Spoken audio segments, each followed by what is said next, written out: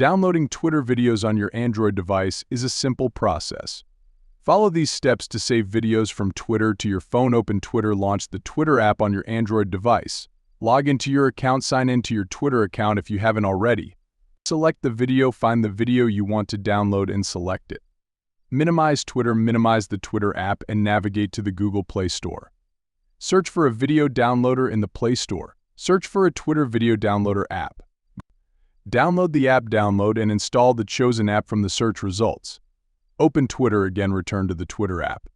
Open the desired video. Locate the video you want to download and tap on it to open. Share the video. Tap the share icon on the video and select the option to share via the video downloader app you installed. Allow permissions. Grant necessary permissions to the app when prompted.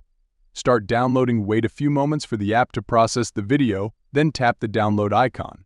Select resolution. Choose the desired resolution for the video download.